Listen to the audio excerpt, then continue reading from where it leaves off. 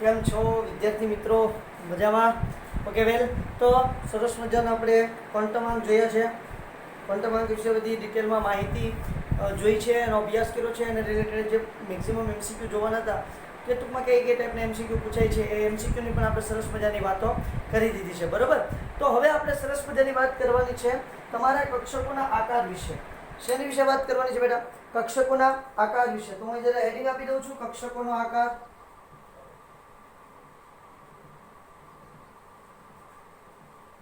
Already આપણે કક્ષકો વિશે માહિતી મેળવી દીધી છે. આપણને ખબર છે એસ, પી, ડી અને એફ પ્રકારની કક્ષકો હોય છે. આપણે બહુ સારી રીતે જાણીએ છીએ. બરાબર છે?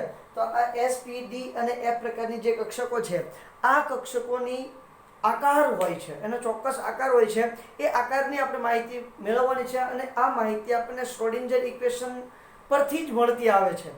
બરાબર છે? શું હોય છે આકારની માહિતી, એની વાત કરીએ તો સૌથી પહેલા છે ને કે ભાઈ તમારા જે શ્રોડિંજર ઇક્વેશન છે, શ્રોડિંજર ઇક્વેશન પરથી સૌપ્રથમ સાઈ ને તમારી ત્રિજ્યાનો વિધેય તરીકે લીધું છે. બરાબર, એટલે સાઈ આર તરીકે લીધું. એના વિરુદ્ધ આર એટલે કે ત્રિજ્યાનો ગ્રાફ બનાવવામાં આવ્યો છે. ત્રિજ્યાના વિધેય તરીકે તમારું જે તરંગ વિધેય છે, આ તરંગ વિધેયને ત્રિજ્યાના વિધેય તરીકે લીધું છે, અને તેનો શેના વિરુદ્ધ, તો કે ત્રિજ્યા વિરુદ્ધ ગ્રાફ બનાવવામાં આવ્યો છે. બરાબર, અને એ સૌપ્રથમ એસ કક્ષક માટે બનાવવામાં આવ્યો છે. કોના માટે? એસ કક્ષક માટે. તો એસ કક્ષક માટે જ્યારે આ ગ્રાફ બનતો હતો ત્યારે એના મૂલ્ય કઈ રીતે મળ્યા છે એ આપણે જોઈએ છીએ. તો એસ કક્ષક માટે જ્યારે આ ગ્રાફ બન્યો છે ત્યારે સૌપ્રથમ y અક્ષ ઉપર સાઈ r અને અહીંયા લેવામાં આવ્યું છે ત્રિજ્યા r. બરાબર, 1s કક્ષક માટે ગ્રાફ બનાવું છું જ્યાં n બરાબર 1 અને l બરાબર શું આવશે? 0. ઓકે વેલ, આ ગ્રાફ જ્યારે બનાવવામાં આવ્યો ને મિત્રો, ત્યારે જુઓ આ જે પોઈન્ટ છે, આ પોઈન્ટ કેવું છે તો કે ત્રિજ્યા તમારી એકદમ 0 હોય. ત્રિજ્યા કેવી હોય? એકદમ 0 હોય. ત્રિજ્યા 0 હોય તો એનો મતલબ શું થાય? તો કે ભાઈ આ કેન્દ્ર છે અને આ તમારી ત્રિજ્યા છે. તો ત્રિજ્યા અને r કહીએ. હવે r ની કિંમત એકદમ 0 ની નજીક હોય, મતલબ કે r ની કિંમત ખૂબ નાની હોય. તો કેન્દ્રની નજીક અંદર નથી કહેતો હું, કેન્દ્રની નજીક ઇલેક્ટ્રોન મળવાની સંભાવના કેવી થશે બેટા? વધારે થશે. તો અહીંયા તમારી ઇલેક્ટ્રોન મળવાની સંભાવના મહત્તમ છે. પછી શું થશે તો કે જેમ જેમ જેમ જેમ તમે કેન્દ્રથી દૂર જતા જશો તેમ ઇલેક્ટ્રોન મળવાની સંભાવના ઓછી થતી જશે. કેવી થતી જશે? ઓછી થતી જશે. ઓછી થતી થતી થતી થતી એક સમય એવો આવશે કે ઇલેક્ટ્રોન મળવાની સંભાવના કેવી થઈ જશે? નહીવત. આવો ગ્રાફ દોરવામાં આવ્યો. બરાબર, અથવા તો એને 0 કહી દો તો પણ વાંધો નહીં. આ કોના માટે મેં ગ્રાફ પ્લોટ કર્યો છે? 1s કક્ષક માટે જ્યાં n બરાબર 1 અને l બરાબર શું છે? 0 છે. હવે આ જ ગ્રાફ જ્યારે 2s કક્ષક માટે દોરવામાં આવ્યો ત્યારે શું ઘટના બની છે? તો આ ગ્રાફ ફરી વખત 2s કક્ષક માટે દોરવામાં આવ્યો છે. તો અહીંયા આપણે લેશું સાઈ કોના વિધેય તરીકે? r. બરાબર છે, r ના વિધેય તરીકે આપણે શું લેશું બેટા? સાઈ લેશું. બરાબર છે, r ના વિધેય તરીકે સાઈ લેશું અને આ તરફ લેશું આપણે r. ઓકે વેલ, એનો ગ્રાફ જ્યારે દોરવામાં આવે ધ્યાન આપજો શું થાય છે. તો આ ગ્રાફ દોરતા દોરતા દોરતા દોરતા એક સમય એવો આવ્યો કે ત્યાં કેવું થઈ ગયું તો કે જે સાઈ છે, સાઈ નું મૂલ્ય, તરંગ વિધેય સાઈ નું મૂલ્ય 0 થઈ ગયું. અરે 0 થઈ પછી ઋણ તરફ ગયું, પછી અહીંયા પાછું, અને અહીંથી ઉપર આવી અને થોડા સમય પછી સ્ટેબલ બન્યું. 2s કક્ષક છે. 2s કક્ષક એટલે શું થાય? n બરાબર 2 અને l બરાબર 0. 2s કક્ષક માટેની વાત કરું છું. તો હવે પોસિબિલિટી એવી થઈ કે આ તો તમારું જે સાઈ છે, સાઈ નું મૂલ્ય ઋણમાં જતું રહ્યું. સાઈ નું મૂલ્ય શેમાં જતું રહ્યું? ઋણમાં. તો ઇલેક્ટ્રોન મળવાની સંભાવના એટલે કે ઇલેક્ટ્રોન હોવાની સંભાવના કક્ષામાં ક્યારેય ઋણ હોય જ ન શકે. વધારેમાં વધારે શું હોય? 0.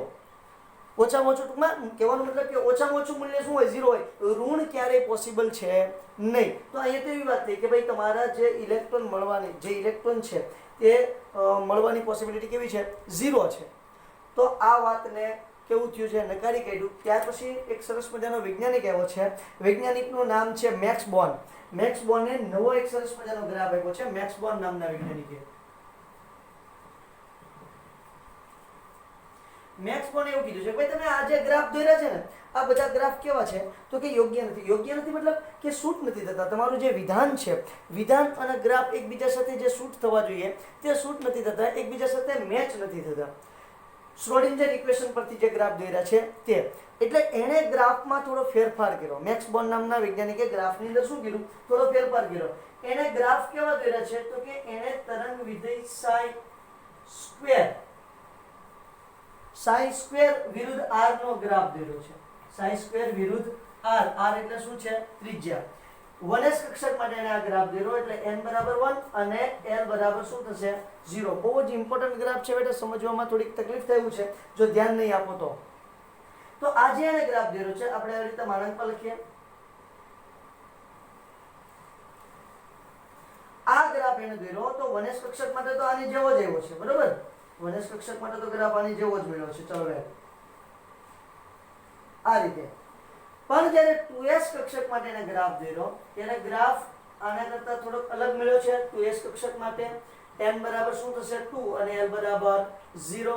ઓકે, અહીંયા આવશે સાઈ સ્ક્વેર અને અહીંયા આવશે r. ઓકે, ચલો તો આ ગ્રાફ કેવો મળ્યો બેટા? ધ્યાન આપજો. આ ગ્રાફ એને આ રીતે મળ્યો. અહીંયા મૂલ્ય 0 થઈ ગયું. ઓકે, પછી શું થયું? તો કે પાછું વધ્યું અને અમુક સમયે મહત્તમ થઈ ગયું. ક્લિયર થાય છે? ઓકે, મહત્તમ થઈને પછી પાછું ઘટવાનું જોઈએ. જો આગળ જે આપણે જોઈએ તો શું થવાનું હોય? હજી ઘટવાનું જોઈશે.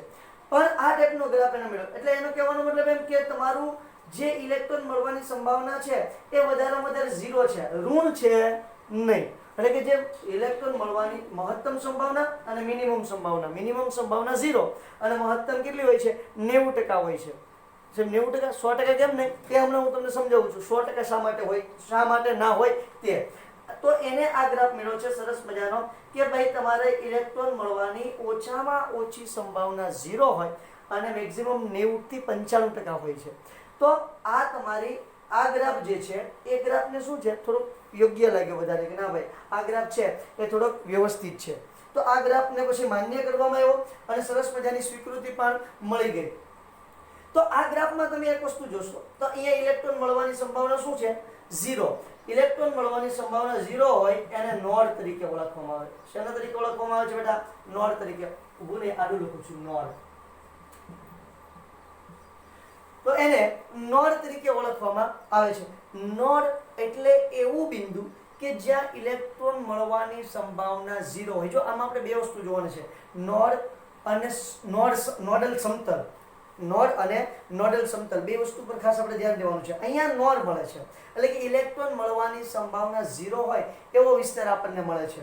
તો અહીંયા વિધાન લખી નાખું છું કે જ્યાં ઇલેક્ટ્રોન મળવાની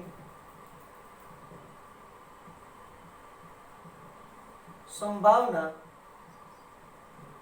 0 હોય, જ્યાં ઇલેક્ટ્રોન મળવાની સંભાવના 0 હોય તેને નોડ કહે છે. જ્યાં ઇલેક્ટ્રોન મળવાની સંભાવના 0 હોય એને શું કહેવાય? નોડ. હવે આ 2s માટે હતો. સમજો કે 2s ની અંદર કેટલા નોડ આવે છે બેટા? 1. તો અહીંયા નોડની સંખ્યા, અહીંયા કેવો નોડ હશે? આ કોણીય નોડ હોય કે ત્રિજ્યા નોડ હોય? હમણાં તમને જોશો એટલે તમને ખ્યાલ આવશે. હવે જો અહીંયા જો 2s હતું તો એક નોડ હતો. હજી હું આગળ દોરું છું 3s માટે. તો આ ગ્રાફ મને આવો મળશે.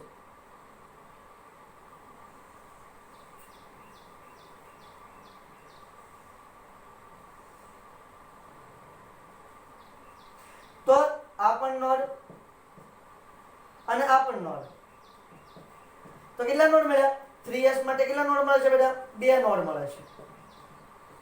આખી વાત ક્લિયર થઈ છે? 4s માટે તો રીસ્તો 3 નોડ મળશે. 5s માટે તો રીસ્તો કેટલા નોડ મળશે? મને 4 નોડ મળશે. તો નોડ મળે છે અને નોડની સંખ્યા કેવી હોય છે? તો કે નોડની સંખ્યા ફિક્સ હોય છે. જો 3s માટે હોય તમારી ચોપડીમાં n - 1 તરીકે લીધેલું છે. શેના તરીકે લીધેલું છે? n - 1. ખરેખરમાં એને n - l - 1 તરીકે લેવાય અને એને કહેવાય છે ત્રિજ્યાવર્તી નોડ. થોડા મોટા અક્ષર લખો, દેખાય? ત્રિજ્યાવર્તી નોડ, બરાબર છે? જેને રેડિયસ નોડ પણ બોલાય. કેવા નોડ તરીકે ઓળખવામાં આવે છે બેટા? રેડિયસ નોડ તરીકે પણ ઓળખવામાં આવે છે. ક્લિયર થાય છે આખી વાત? તો આ વાત છે રેડિયસ નોડની. તમારી ચોપડીમાં તો આ રીતે આપેલું છે પણ રેડિયસ નોડ હોય છે, રેડિયલ નોડ પણ કહેવાય ને. રેડિયલ રેડિયલ નોડને આપણે આ રીતે દર્શાવવાનું હોય છે n - l - 1. હવે જુઓ અહીંયા આપણે 2s લઈએ છીએ તો 2s માટે જુઓ n બરાબર શું છે 2 અને l બરાબર શું છે 0 - 1 તો કેટલા થાય 2 - 0 - 1 એટલે શું થાય 1 તો 2s માટે કેટલા નોડ છે 1. 3s માટે લઈએ બેટા અહીંયા લખું છું 3s માટે 3s માટે આ સૂત્ર મૂકો n - l - 1 તો n બરાબર 3s માટે n બરાબર કેટલા થાય 3 s બરાબર શું થાય 0 - 1 એટલે કેટલા નોડ થાય 3 - 1 એટલે 2 નોડ થાય તો જુઓ 2 નોડ છે. ક્લિયર થઈ છે કે વાત. તો આ જે સૂત્ર છે એને આપણે શું કહીએ છીએ રેડિયલ નોડ માટેનું સૂત્ર કહીએ છીએ. શેના માટેનું સૂત્ર કહીએ છીએ રેડિયલ નોડ માટેનું. આ જે છે ને એને તો આપણે કુલ નોડ માટે કહી દેશું કુલ નોડ. શેના માટે કહી દેશું કુલ નોડ માટેનું સૂત્ર કહી દેશું. એટલે સુધીની વાત ક્લિયર થાય છે બેટા ઓકે વેલ. તો હવે જુઓ આજે તમને સરસ મજાના નોડ મળ્યા છે આ ગ્રાફ મળ્યા છે. ગ્રાફમાં યાદ રાખવાનું છે આ ગ્રાફને સ્વીકૃતિ મળેલી નહોતી પછી આ ગ્રાફને સ્વીકૃતિ મળેલી છે જે તમારા મેક્સ બોર્ન નામના વૈજ્ઞાનિકે શોધેલું છે તે ગ્રાફને. ત્યાંથી આગળ વધીશું તો આ જે તમારી વનેશ કક્ષક છે એને આપણે દર્શાવ્યું હોય તો દર્શાવી કઈ રીતે શક્ય તો આપણે કીધું છે કે ભાઈ તમારી જે કક્ષક છે વનેશ કક્ષક કેવો આકાર ધરાવે છે સ્ફેરિકલ ગોળા જેવો આકાર ધરાવે છે. કેવો આકાર ધરાવે છે ગોળા જેવો આકાર ધરાવે છે. વર્તુળાકાર ધરાવતું નથી. એની આપણે બહુ સારા પ્રમાણમાં ચોખવટ કરી નાખી છે ઓકે. તો આ જે ગોળાકાર છે આ ગોળાકારને આપણે દર્શાવવું હોય તો કઈ રીતે દર્શાવી શકીએ તો ગોળાકારને દર્શાવવા માટે જે ઘનતા વિચરણ છે એને ચાર્જ ક્લાઉડ અથવા તો ભાર વિતરણ તરીકે દર્શાવી શકાય. શેના વડે દર્શાવી શકાય ચાર્જ ક્લાઉડ અથવા તો ભાર વિતરણ. તો ભાર વિતરણ વડે દર્શાવું છું.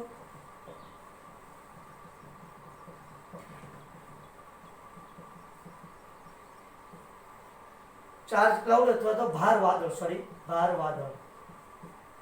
ભાર વિતરણ એને આપણે ઘનતા વિતરણ કહી દઉં છું.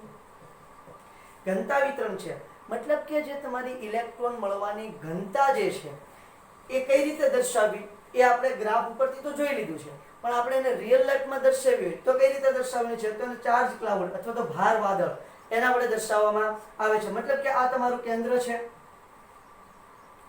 તો કેન્દ્રની આસપાસ ઇલેક્ટ્રોન મળવાની સંભાવના કેવી હોય વધારે હોય. એટલે અહીંયા ઇલેક્ટ્રોન મળવાની સંભાવના એકદમ વધારે છે. જો હમણાં હું એક મસ્ત મજાનું વિધાન તમને બોલ્યો છું કે 90% જ આપણે દર્શાવીએ છીએ 100% દર્શાવતા નથી.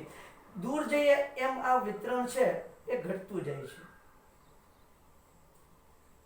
એક સમય એવો આવશે કે ત્યાં ઇલેક્ટ્રોન મળવાની સંભાવના કેવી છે 0. આ 1s માટે દોર્યું છે. કઈ કક્ષક દોરી છે મેં 1s કક્ષક. 2s કક્ષક દોરું તો વધારે આઈડિયા આવશે. આ કેન્દ્ર ઉપર તમને ભાર વધારે જોવા મળશે બેટા અતિશય ભાર જોવા મળે. હા અમને ખબર છે કેટલા ટકા 90 થી 95% મળે છે ઓકે. તો સાહેબ આપણે 100% કેમ નથી દોરતા એ સવાલ આપણો પેન્ડિંગમાં છે એ આપણે હમણાં કહેવાના છીએ.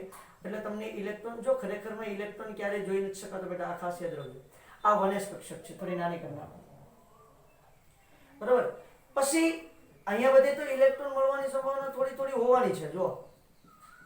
પછી એક વિસ્તાર એવો હશે કે જે ઇલેક્ટ્રોન મળવાની સંભાવના 0 હોય જે આપણે ગ્રાફમાં જોયું હતું. પછી પાછી ઇલેક્ટ્રોન મળવાની સંભાવના શરૂ થશે. આખી વાત ક્લિયર થઈ છે. પછી આ રીતે તમને ઇલેક્ટ્રોન મળવાની સંભાવના શરૂ થાય છે.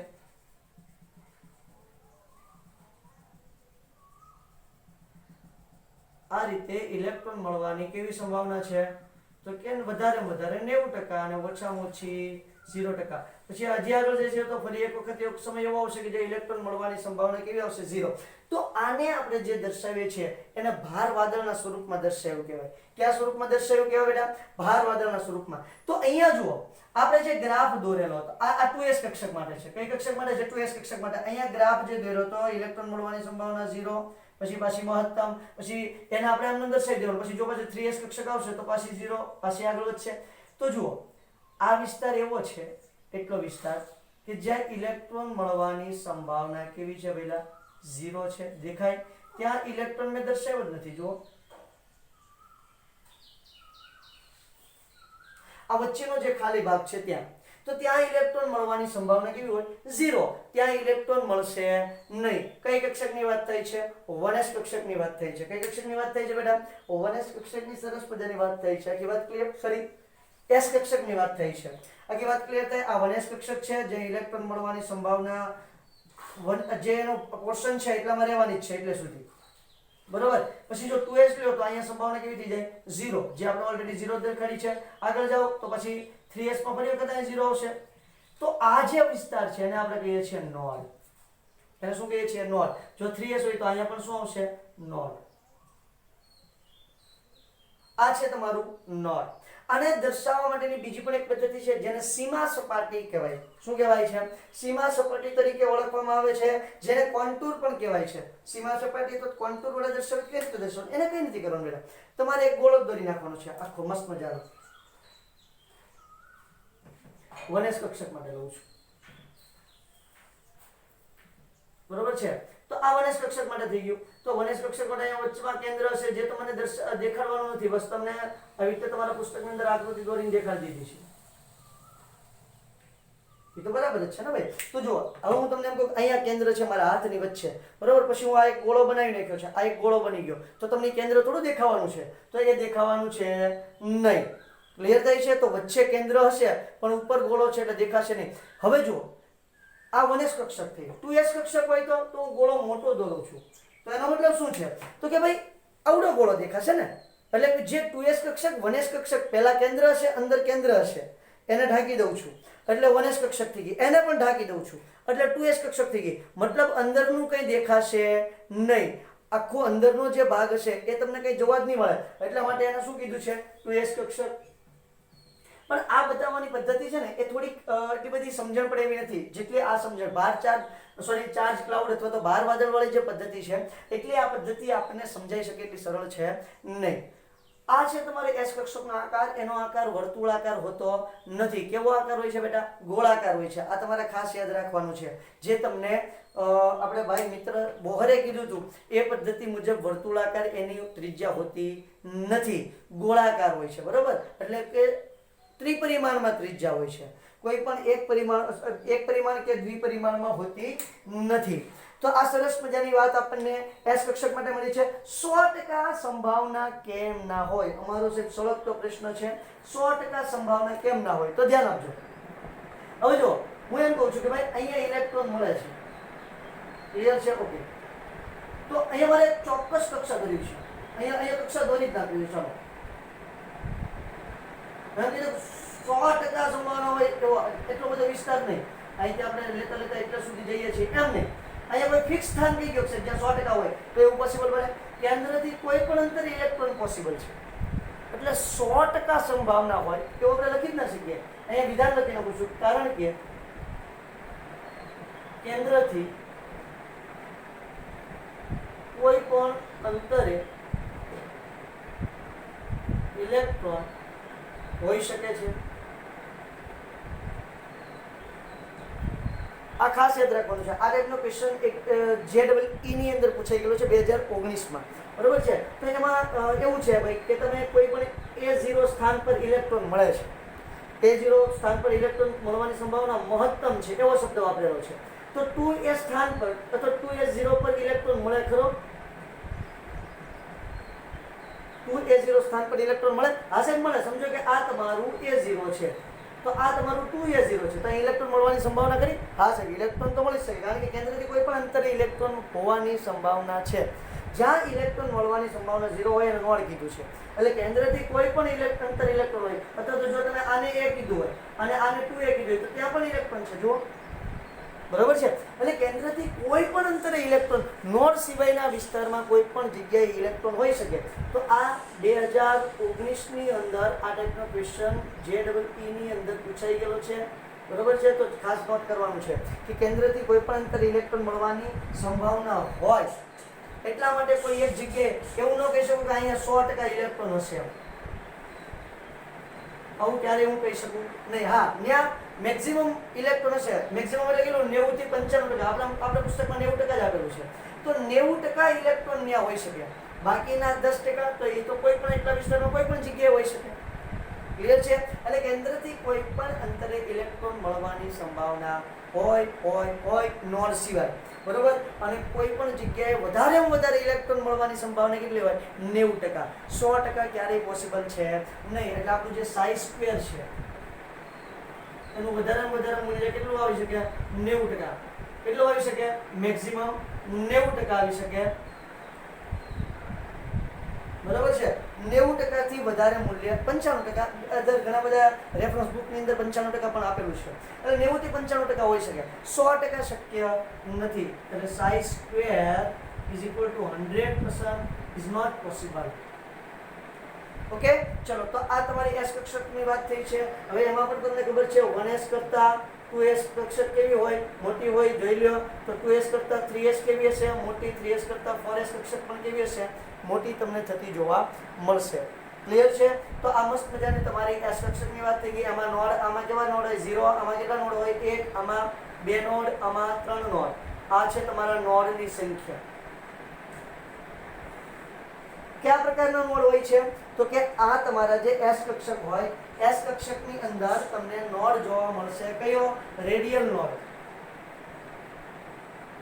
જોઈ લો, ત્રિજ્યાવર્તી નોડ છે, દેખાય છે? એટલે રેડિયલ નોડ છે, જેને n - l - 1 વડે દર્શાવવામાં આવે છે. તમારા પુસ્તકમાં n - 1 લખ્યું છે, એ લખશો તો પણ વાંધો નહીં, પણ એ કુલ નોડ છે. શું છે? કુલ નોડ. પાછળ જેને સ્પેસિફાઈ કરી દીધું છે, કુલ નોડ બરાબર n - 1. એ આપણે હમણાં ડી કક્ષકનો આકાર જોશું ને, ત્યાં જેને સ્પેસિફાઈ કરી દીધું છે.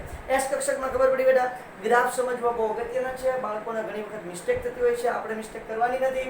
તો આ રીતે તમારી એસ કક્ષક હોય, એની અંદર નોડની સંખ્યા છે, એની અંદર માત્ર રેડિયલ નોડ હોય. તમને ક્યારેય ગુણમાં પૂછી નાખે કે એસ કક્ષકની અંદર કોણીય નોડ આવેલો હોય, તો કોણીય નોડ એસ કક્ષકમાં શક્ય છે નહીં, બરોબર? અને એમાં નોડ હોય, નોડલ સમતલ હોતું નથી.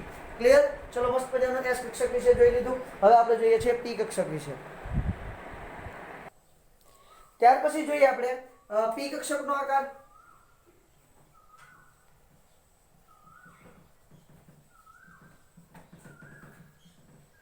બરાબર છે? પી કક્ષકોનો આકાર કેવો હોય એની જરાક વાત કરીએ. પી કક્ષકોનો આકાર બે દડા જેવો હોય, એટલે કે આ ટાઈપનો હોય બેટા, આ રીતે બે દડા એકબીજા સાથે જોડાય અને કેવો આકાર બને છે? એવો દડા જેવો આકાર હોય છે. પી કક્ષકનો આકાર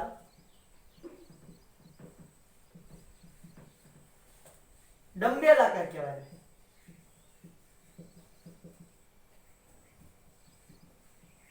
એટલે આ રીતે બે દડાઓ એકબીજા સાથે મળતા હોય અને કેવો આકાર બને, એ રીતનો આકાર હોય છે.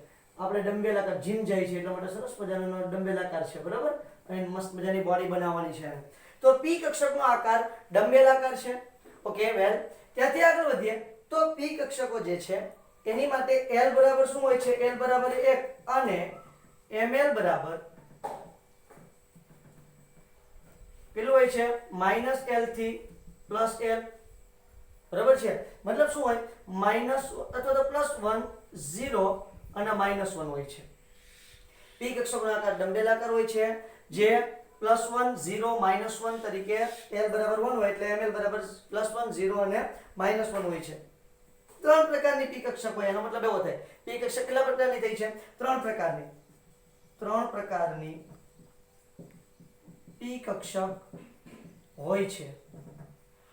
બરાબર છે? ત્રણેયનો આકાર સમાન હોય, ત્રણેયની શક્તિ પણ સમાન હોય છે. ત્રણેય પી કક્ષકોનો આકાર અને શક્તિ સમાન હોય છે.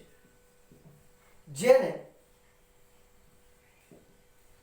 શક્તિ સમાન હોય, શક્તિ સમાન હોય એટલે શું કહેવાય? ડી જનરેટ કક્ષક.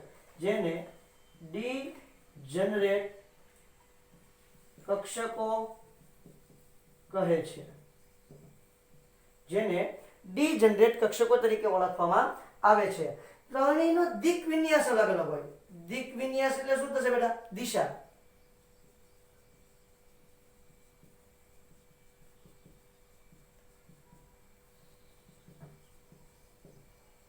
એટલે કે તમારી જે ત્રણેય પી કક્ષકો છે એ ત્રણેય પી કક્ષકોની દિશા અલગ અલગ હશે. તો પી કક્ષકો કઈ કઈ છે? તો કે જુઓ, ત્રણ પી કક્ષકો કઈ કઈ છે? એક x અક્ષ પર હશે, એક y અક્ષ પર હશે અને એક z અક્ષ પર હશે. px, py અને pz પ્રકારની ત્રણ પી કક્ષકો હોય છે. તેની અંદર પણ નોડ આવેલા હોય, જ્યાં લોબ ભેગા થાય. અને લોબ નામ આપીએ, એને શું કહેવાય? લોબ. બરોબર છે? જ્યાં આ લોબ ભેગા થાય આ બિંદુએ, ત્યાં શું હોય છે? ઇલેક્ટ્રોન મળવાની સંભાવના 0 હોય છે. જ્યાં લોબ ભેગા થાય ત્યાં ઇલેક્ટ્રોન મળવાની સંભાવના 0 હોય, જેને નોડલ સમતલ કહીશું. ત્યાંથી સમતલ પસાર થતું છે. 3 પી કક્ષક હોય છે જ્યાં લોબ ભેગા થાય ત્યાં ઇલેક્ટ્રોન મળવાની સંભાવના 0 હોય છે.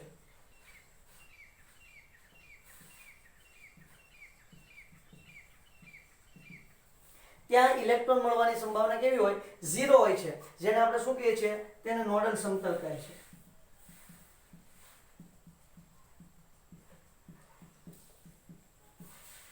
તો અહીંયા કોણીય નોડ છે.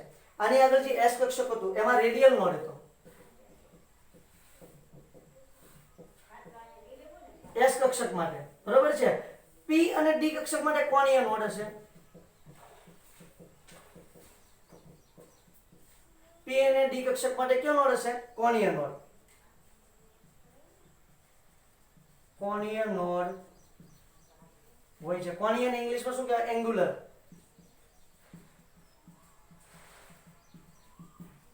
જેને એંગ્યુલર નોડ તરીકે ઓળખવામાં છે. તે ની સંખ્યા L બરાબર હોય છે. L જેટલી હોય છે. તો એનો મતલબ એમ થાય કે કોણીય નોડ બરાબર L. કોણીય નોડ બરાબર શું થઈ જાય બેટા? L. ક્લિયર છે? આને કોણીય નોડ તરીકે ઓળખવામાં આવે છે. પી કક્ષકના આકાર જોઈએ તો 3 પ્રકારની પી કક્ષક છે. આપણે લઈ લઈએ x અક્ષ, આ લઈ લે y અથવા z, અથવા આને લઈ લઈએ x અને લઈ લે y અને આને કહી દઈએ z. બરોબર છે? તો પહેલા px કક્ષક લઉં છું. ધારો કે px કક્ષક લીધી છે તો એ x અક્ષ ઉપર હશે. આ એનો આકાર થશે. ક્લિયર છે? ત્યાર પછી py લઉં છું.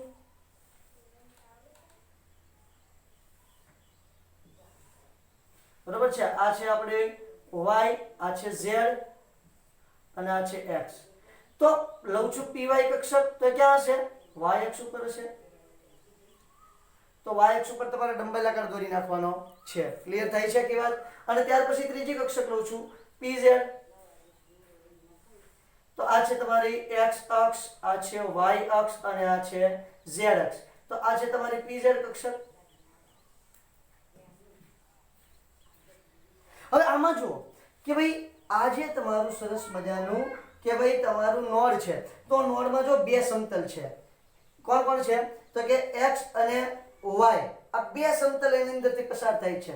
આ તમારી py કક્ષક છે તો એની અંદરથી x અને z બે સમતલ પસાર થાય છે. ક્લિયર થાય છે? આ તમારી કઈ કક્ષક છે? તો કે ભાઈ આ તમારી છે મસ્ત મજાની px કક્ષક. તો એની અંદરથી કઈ કઈ સમતલ પસાર થાય છે? તો કે એક સમતલ તમારું y અને એક સમતલ તમારું પસાર થાય છે z સમતલ પસાર થાય છે. ક્લિયર? તો આ તમને સરસ મજાની વાત કરી છે p કક્ષકની. શેની વાત કરી છે? p કક્ષકની. ફટાફટ સ્ક્રીનશોટ લઈ લો, આકૃતિ દોરી લો. એટલે z કક્ષક સોરી d કક્ષકની વાત કરી નાખીએ બેટા. એ પહેલા જરાક હું અહીં એક વાક્ય લખી નાખું છું. તો અહીંયા જો px માટે શું હશે? તો કે જે તમારું y અને z સમતલ હશે. x માટે y z સમતલ, py માટે કોણ હશે? x અને z. x માટે px માટે yz સમતલ, py માટે xz અને pz માટે કયું છે? xy સમતલ.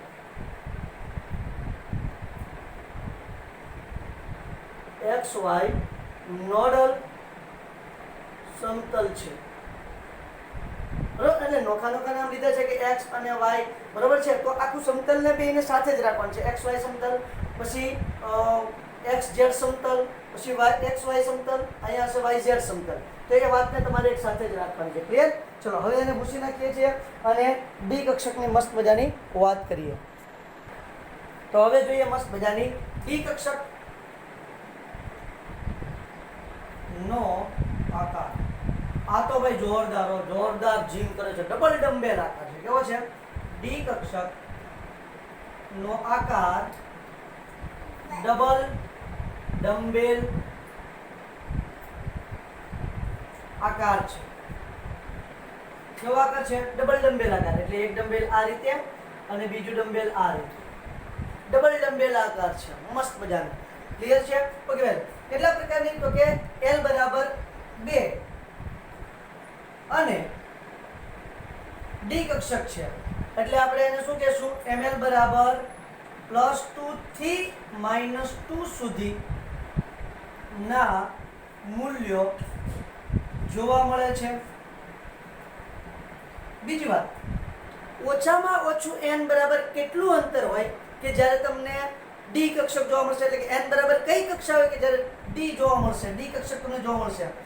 n બરાબર 3 થી D કક્ષકની શરૂઆત થાય છે. કુલ 5 પ્રકારની +2 થી શરૂ કરો. +2 +1 0 -1 -2 ટોટલ કેટલા પ્રકારની? 5 પ્રકારની D કક્ષકો. કુલ 5 પ્રકારની D કક્ષકો જોવા મળે છે. કેટલા પ્રકારની D કક્ષકો જોવા મળે છે? 5 પ્રકારની. આ 5 D કક્ષકો જે હોય એ સમશક્તિક હોય, મતલબ કે એની શક્તિ કેવી હોય છે? સમાન હોય છે. 5 D કક્ષકો સમશક્તિક હોવાથી તેને ડીજનરેટ કક્ષકો કહે છે. કેવી કક્ષકો કહેવાય બેટા? ડીજનરેટ કક્ષકો તરીકે ઓળખવામાં આવે છે. તમને કોઈ પૂછે ને કે ડીજનરેટ કક્ષકો એટલે શું? જે કક્ષકો સમશક્તિક હોય એને ડીજનરેટ કક્ષકો તરીકે ઓળખવામાં આવે છે. મસ્ત મજાની 5 ડી કક્ષકોની વાત કરીએ. dxy, dyz, dzx, dx² - y² અને dz². આ 5 પ્રકારની તમારી ડી કક્ષકો તમને જોવા મળશે. ક્લિયર થાય છે આખી વાત? હા સર, મસ્ત મજાની ક્લિયર થાય છે. હવે આ કક્ષકોનો આપણે આકાર જોવાના છે. આની અંદર પણ તમને નોડ જોવા મળશે જ્યાં બંને ડમ્બેલ છે એ ભેગા થાય છે. એ તમારું શું છે? નોડ છે. શું છે? નોડ. અહીંયા કેવું નોડ જોવા મળશે? કોણીય કે તમારું ત્રિજ્યાવર્તી? કેવું નોડ જોવા મળશે? તો રેડિયલ કે એંગ્યુલર? તો રેડિયલ એટલે શું થાય? ત્રિજ્યાવર્તી. એંગ્યુલર એટલે શું થાય? કોણીય. તો અહીંયા પણ કોણીય નોડ હશે. કેવું નોડ હશે? કોણીય નોડ તમને જોવા મળશે. કોણીય નોડની સંખ્યા કેટલી હોય? L બરાબર, તો અહીં કોણીય નોડ જોવા મળે છે જેની સંખ્યા L જેટલી હોય છે. એટલે કે કોણીય નોડ બરાબર L.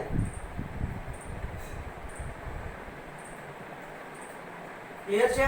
કોણીય નોડ એને એંગ્યુલર નોડ પણ કહેવાય અને જે તમારું રેડિયલ નોડ છે એને ત્રિજ્યાવર્તી નોડ તરીકે પણ ઓળખવામાં આવે છે. એંગ્યુલર નોડ, કોણીય નોડ, ત્રિજ્યાવર્તી નોડ એને કહેવાય રેડિયલ નોડ. બરાબર? તો આ સરસ મજાની વાત થઈ ગઈ છે L ની. કુલ નોડ કેટલા હોય? કુલ નોડ બરાબર n-1. કુલ નોડ બરાબર કેટલા હોય છે? n-1 તમને જોવા મળે છે. એનો આકાર જોઈએ છે તો સૌથી પહેલા આપણે જોઈએ મસ્ત મજાનો થોડો નાનો આકાર દોરીશ એટલે ધ્યાન આપવાનું છે બેટા. પહેલા જો હું છે ને xy દોરું છું, x અને y, એટલે z ને પહેલા દોરતો નથી. બરોબર છે? જો આવડી આકૃતિ દોરવી અગત્યની છે. p કક્ષકનો આકાર સરળતાથી દોરાઈ જશે, પણ જે d કક્ષકનો આકાર દોરવો ને એ થોડા અગત્યનો હોય છે એટલે ખાસ ધ્યાન આપવાનું છે બેટા. અને બધાય દોરતું જવાનું છે. આ મેં x અને y દોરી છે, z અક્ષ હજી દોરી નથી. એ હું જ્યારે તમારી આ જે ત્રિજ્યા છે, જે તમારી કક્ષક છે, કક્ષક દોરી અને પછી z અક્ષ દોરીશ એટલે તમને ખ્યાલ આવશે. એટલે જો કઈ રીતે થશે તો અહીંયા તમને જોવા મળશે xy સમતલમાં દોરવાની છે બેટા. દોરી નાખ્યું? ઓકે. હવે તમારે અહીંથી પસાર કરી દેવાની છે z અક્ષ. z એક્સ વાય સમતલની અંદર તમને આખી ઘટના દેખાવી જોઈએ, એને કહેવાય dxy. એનો પહેલો આકાર છે. બરોબર. બીજો આકાર હું દોરું છું dxz. બરોબર છે. તો હું પહેલા z અક્ષ અને x અક્ષ દોરીશ, y અક્ષ પહેલા દોરીશ નહીં. તો આ z અક્ષ અને x અક્ષ છે, આ x અને આ છે z. પછી હું દોરીશ y અક્ષ. બરોબર છે. ઓકે, ચલો x અને z દોરી નાખી છે. તો કઈ દિશામાં થશે?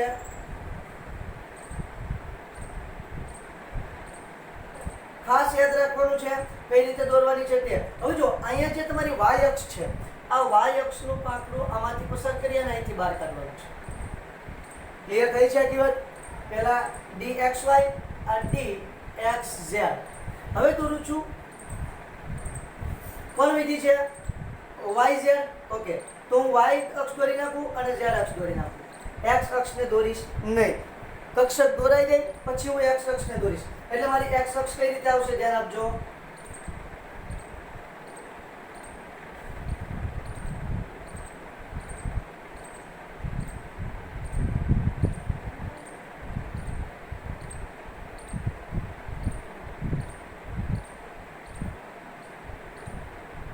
ક્લિયર? અહીંયા હવે હું x અક્ષ દોરવા જઈશ મારી, તો મારી x અક્ષ હું આ રીતે દોરીશ.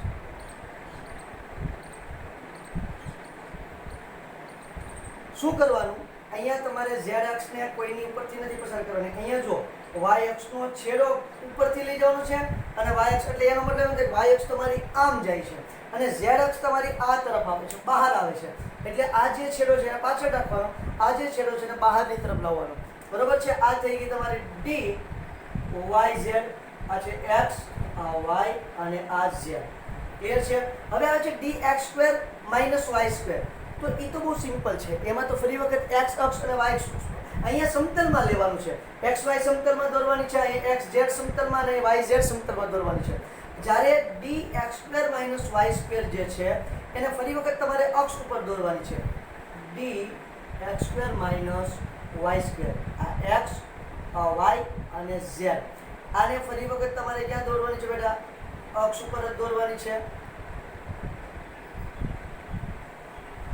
સમતલમાં દોરવાની નથી. આ ત્રણને સમતલમાં દોરવાની છે અને એ અગત્યની છે. ત્યાર પછી આવે છે dz². તો હવે dz² દોરવામાં થોડીક મુશ્કેલી થાય કે ભાઈ z² બે ઉપરાપરી જે ડમ્બેલ છે એને આપણે z અક્ષ ઉપર દર્શાવવાના છે. તો બે ઉપરાપરી ડમ્બેલને આપણે z અક્ષ ઉપર કેમ દર્શાવવા? તો એને છે ને દર્શાવવાની એક સરસ મજાની રીત છે. તમારે શું કરવાનું છે? તો કે ભાઈ એક આ z અક્ષ છે, આપણી y છે અને આ x છે. તો શું કરશો? તો કે ભાઈ એક z અક્ષ દોરી નાખવાની, એક ડમ્બેલ. બીજા ડમ્બેલને આ રીતે કરી નાખવાનું. આ થઈ ગયું તમારું dz². કોણ બની ગયું બેટા? dz² તમારું સરસ મજાનું થઈ ગયું. તો આ 5 તમારી ડી કક્ષકો છે જેને ડી જનરેટ કક્ષકો તરીકે પણ ઓળખવામાં આવે છે, કારણ કે 5 ડી કક્ષકોની શક્તિ કેવી છે? સમાન છે. ત્યાર પછી આવે છે એફ કક્ષકો. તો એફ કક્ષકો માટે n નું મૂલ્ય કેટલું હોય છે? n નું મૂલ્ય ઓછામાં ઓછું 4 અને l બરાબર કેટલા હોય છે? 3, જેમાં +3 થી -3 સુધીની કિંમતો હોય છે.